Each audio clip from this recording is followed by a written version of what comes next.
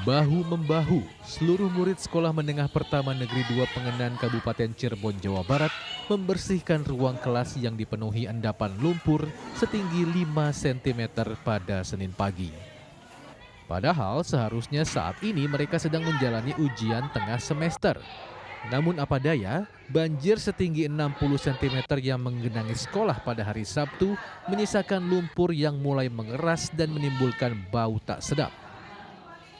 Praktis UTS pun ditunda, termasuk kegiatan pembelajaran yang diganti dengan aksi bersih-bersih sekolah.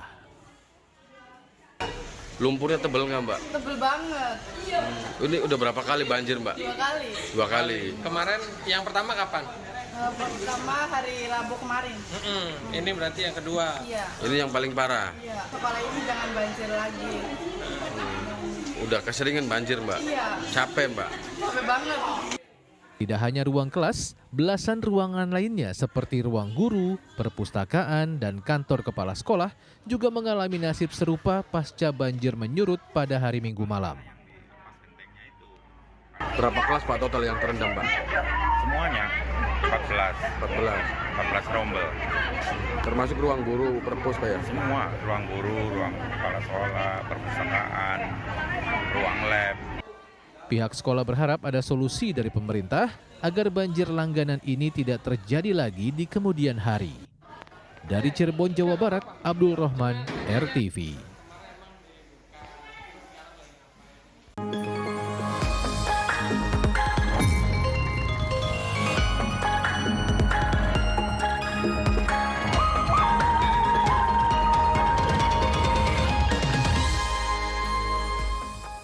Halo, selamat pagi Oscar. Selamat pagi juga Retno dan selamat pagi juga sahabat RTV, kembali lagi menyaksikan Lensa Indonesia Pagi yang memberikan sejumlah informasi, dan tadi sudah dibuka dengan informasi di mana siswa-siswi di Cirebon, Jawa Barat yang seharusnya melaksanakan UTS tapi justru bersih-bersih ya karena Betul. kelasnya sempat terendam banjir. Jadi kotor begitu ya. Betul. Namun selain informasi tadi juga kami memiliki informasi lainnya untuk Anda pastinya. Langsung saja kita jelang, inilah Lensa Indonesia Pagi selengkapnya. Saya Retno Ayu. Dan saya Oscar Haris.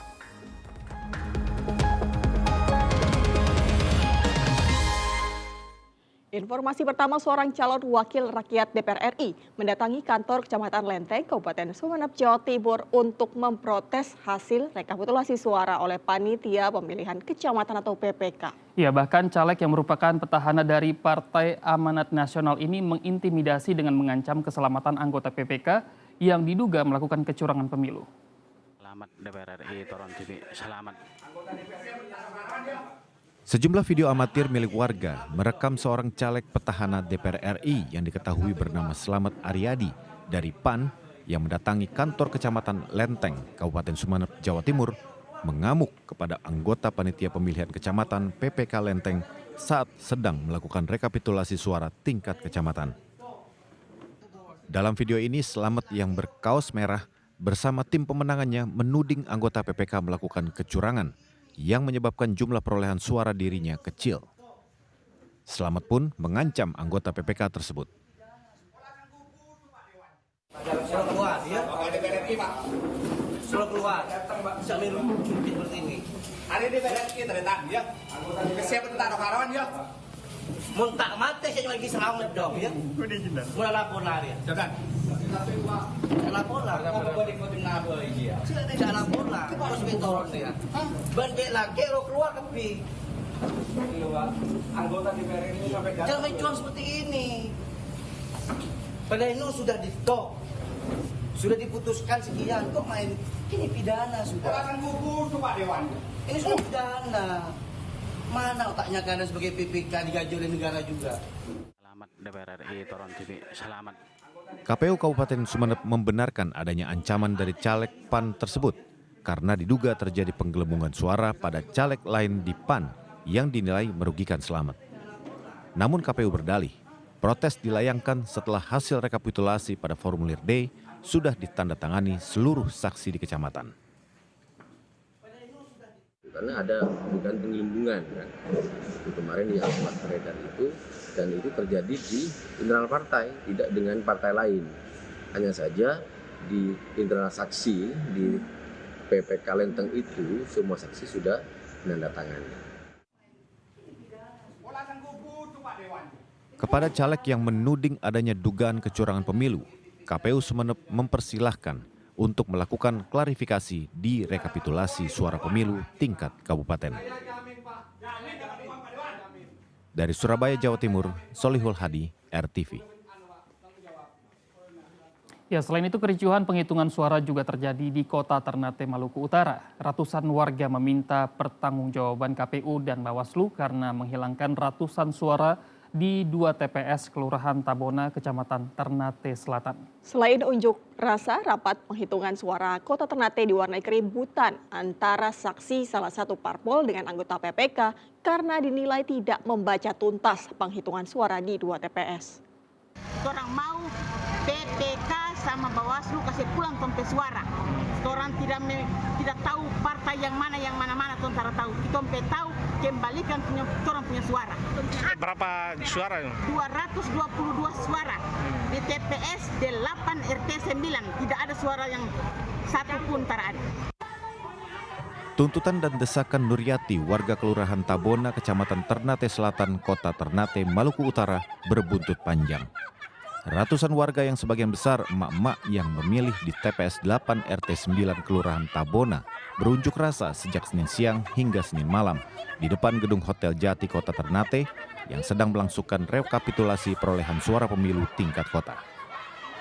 Kericuhan nyaris terjadi antara warga dengan aparat kepolisian yang berjaga di depan gedung Hotel Jati. Mereka mendesak agar PPK Ternate Selatan dan Bawaslu segera mengembalikan suara mereka yang hilang lantaran Ketua KPPS di TPS 8 belakangan diketahui warga tidak menandatangani surat suara. Kericuhan justru terjadi pada Senin sore di ruang rapat pleno rekapitulasi suara pemilu oleh KPU Kota Ternate di gedung Hotel Jati. Saksi salah satu parpol mengamuk kepada petugas PPK Ternate Selatan. Saksi tersebut mendesak agar penghitungan di 2 TPS yakni TPS 4 dan TPS 6 Kelurahan Tanah Tinggi diselesaikan. Karena mengancam keselamatan petugas PPK, aparat kepolisian langsung mengamankan saksi tersebut. Itu cuma diamankan ya untuk menenangkan situasi. Himbauan kami juga, kita di sini kan tugas kita kan mengamankan jalannya kegiatan. Bukan cuma kegiatannya yang kita amankan, orangnya pun kita amankan, baik peserta maupun seluruh masyarakat yang ada di sini adalah tanggung jawab kami keamanannya. Meski sempat terhenti karena kericuhan yang terjadi, rekapitulasi suara tingkat kota tetap berjalan hingga usai. Penghitungan suara tingkat kota ini dilakukan KPU Kota Ternate setelah menyelesaikan penghitungan di 7 kecamatan yang rampung pada 2 Maret lalu. Dari Kota Ternate, Maluku Utara, Saleh Haliun, RTV. Hasil penghitungan suara untuk pemilihan presiden dan wakil presiden 2024 versi real count KPU kini telah mencapai 78,10%, sedangkan pemilihan legislatif mencapai 65,88%. Ya ini tapi ada yang aneh nih Retno dan juga sahabat, meskipun jumlah TPS-nya naik dan persentase untuk setiap paslon tidak berubah, tapi jumlah suara yang masuk dalam penghitungan pilpres untuk ketiga pasangan calon justru turun. Data per 5 Maret pukul 00 waktu Indonesia Barat, KPU sudah menghitung suara dari 642.912 TPS dari total 823.236 TPS yang ada. Hal ini membuat persentase suara masuk sudah sebesar 78,10% suara.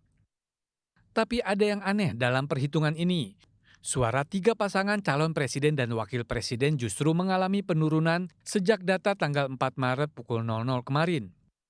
Meskipun masih unggul dengan 58,82% suara, namun perolehan suara pasangan nomor urut 2 Prabowo Gibran turun dari 75,37 juta menjadi 75,36 juta suara. Pasangan Anies Muhaimin yang memperoleh 24,49% suara, turun perolehan suaranya dari 31,38 juta menjadi 31,37 juta suara. Dan pasangan Ganjar Mahfud meski persentasenya tetap di 16,68%, perolehan suaranya juga turun dari 21,377 juta menjadi 21,374 juta suara. Sementara hingga tanggal 4 Maret pukul 11 malam, KPU sudah menghitung suara pemilu legislatif di 542.326 TPS dengan persentase suara masuk 65,88%. Dari suara masuk, 9 parpol tetap mempertahankan posisi mereka dalam ambang batas parlemen 4%. Di posisi pertama, PDIP sementara unggul dengan 12,6 juta suara atau 16,39%. Di posisi kedua ditempati Golkar dengan 11,5 juta suara atau 15,05%. Gerindra di posisi ketiga dengan 10,2 juta suara atau 13,3%. Selanjutnya disusul oleh PKB, Nasdem, PKS, Partai Demokrat, PAN, dan P3 yang memiliki suara di atas ambang batas parlemen 4%. Yang menarik adalah perolehan suara PSI sempat naik drastis pada akhir pekan kemarin. Namun pada Senin malam perolehan suaranya seakan stagnan di 3,13%. Apakah kemudian PSI bisa masuk ambang batas parlemen? Masih ada 2 minggu lagi hingga final penghitungan suara selesai. Ya, sementara itu tugas berat yang dijalani petugas KPPS ternyata tidak hanya berdampak pada fisik, namun juga psikologi. Bahkan ada yang mengalami gangguan jiwa seperti yang dialami seorang anggota KPPS di Kabupaten Pati, Jawa Tengah. Pasien tersebut sempat mendapatkan perawatan di RSUD Suwondo Pati, lalu dirujuk ke RSUP Karyadi Semarang. Satu anggota KPPS di Kabupaten Pati, Jawa Tengah mengalami gangguan jiwa pasca menyelesaikan tugasnya di pemilu 2024 dan harus dirawat di Bangsal Jiwa RSUD Suwondo Pati. Pasien tersebut merupakan pemuda berinisial MAH berusia 23 tahun yang merupakan seorang mahasiswa semester akhir. Menurut keterangan dokter, pasien tersebut tergolong penderita gangguan jiwa berat lantaran selama dirawat sering menyakiti diri sendiri dan sempat melakukan percobaan bunuh diri. Beliau ini yang sakit ini seorang mahasiswa yang saat itu dari keterangan keluarganya memang baru mengerjakan tugas kampusnya yang mungkin agak berat juga, mungkin skripsi apa kita tidak tahu sampai harus presentasi dan sebagainya. Nah ini kebetulan bareng dengan tugasnya sebagai KPPS. Ya kita tahu bahwa di KPPS itu memang harus fisik maupun mentalnya harus kuat. Pasien pertama kali dirawat di rumah sakit pada 23 sampai dengan 29 Februari. Namun karena peralatan yang tidak memadai, pasien tersebut akhirnya dirujuk ke RSUP Karyadi Semarang. Dari Pati, Jawa Tengah, Muhammad Minan, RTV. Kita ke informasi selanjutnya, sahabat RTV, Kapolda Jawa Timur memastikan tidak ada korban jiwa akibat ledakan yang terjadi di Mako Detasemen Gegana, Satuan Brimob Polda Jatim pada Senin pagi. Ya, namun ada 10 orang anggota Gegana yang terluka dan telah dirujuk ke Rumah Sakit Bayangkara. Sejumlah korban ledakan di markas Brimob Subden Jibom Detasemen Gegana Polda Jawa Timur di Jalan Gresik, Surabaya telah dirujuk ke Rumah Sakit Bayangkara Polda Jawa Timur pada Senin siang. Beberapa ambulans berdatangan, baik dari Polres Pelabuhan Tanjung Perak maupun kendaraan dari Brimob, membawa beberapa korban luka untuk mendapatkan perawatan medis di instalasi gawat darurat. Kapolda Jatim Irjen Pol Imam Sugianto memastikan bahwa ledakan berasal dari bahan peledak berdaya ledak rendah. Tidak ada korban jiwa dalam insiden ini, namun ada 10 korban luka yang merupakan anggota Gegana. Sementara penyebab ledakan murni kecelakaan yang tidak terduga dari bahan peledak yang disimpan di gudang. Diduga ledakan ini berasal dari sisa-sisa temuan bahan peledak yang akan dimusnahkan, akan didisposal. Jadi kebetulan di Jibom Gegana Polda Jatim ini kita belum memiliki gudang yang standar. Jadi sisa-sisa bahan peledak itu disimpan di sebelah kantornya Den Gegana. Selain korban luka, ada beberapa kerugian material, yakni kerusakan pada bangunan kantor di markas Brimob serta mobil yang berisi peralatan penjinak bom. Dari Surabaya, Jawa Timur, Solihul Hadi, RTV. Kita ke informasi lainnya, sahabat. Serangan demi serangan terus dilancarkan Israel ke para pengungsi di kamp-kamp pengungsian warga Palestina di Gaza. Namun rentetan serangan Israel terhadap para pengungsi ini akhirnya mendapatkan perhatian Wakil Presiden Amerika Serikat Kamala Harris menyerukan gencatan senjata secepatnya.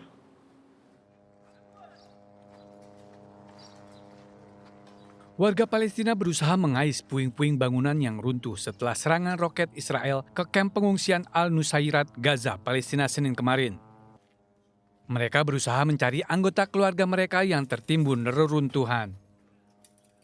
Serangan ini merupakan bagian dari rangkaian serangan Israel ke jalur Gaza. Setidaknya sudah 124 warga Palestina tewas dan 210 terluka akibat serangan membabi buta tentara Israel yang berlangsung beberapa hari terakhir. Aksi ini diawali serangan ke para pengungsi yang sedang mengantre bantuan makanan dari truk membawa bantuan PBB Kamis kemarin. Menanggapi hal ini, Amerika Serikat sebagai sekutu terdekat Israel pun akhirnya menyesalkan insiden penembakan ini. We saw hungry, desperate people approach aid trucks, simply trying to secure food for their families after weeks of nearly no aid reaching northern Gaza. And they were met with gunfire and chaos. Amerika meminta pihak Hamas dan Israel untuk mengakhiri pertikaian dan melakukan gencatan senjata secepatnya. And given the immense scale of suffering in Gaza, there must be an immediate ceasefire. For at least the next 6 weeks, which is what is currently on the table. Dalam kasus penembakan ratusan pengungsi Palestina, pihak Israel tetap berkukuh dengan keterangan bahwa korban timbul dari kerumunan massa yang berdesakan. Padahal menurut saksi mata, korban timbul dari tembakan membabi buta pasukan Israel. Perang yang sudah berlangsung lebih dari 150 hari ini memakan lebih dari 30.000 korban jiwa dan 72.000 warga terluka yang didominasi oleh warga Palestina di jalur Gaza.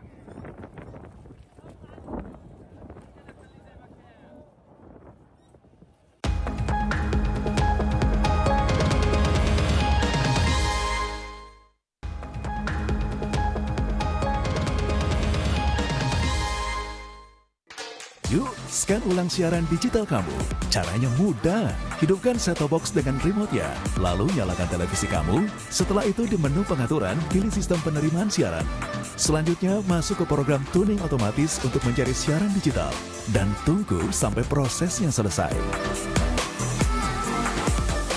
Jika siaran digital belum ditemukan, coba ulangi langkah sebelumnya untuk proses scan ulang. Atau pilih manual scan dan masukkan kode UHF sesuai kota masing-masing. Ayo, scan ulang siaran digital kamu sekarang. Jika ada kendala siaran RTV, hubungi semua sosial media atau website RTV. Ya sahabat, demikian Lensa Indonesia Pagi kali ini. Saya Oscar Haris. Dan saya Retno Ayu, terima kasih atas kebersamaan kamu. Selamat pagi dan sampai jumpa.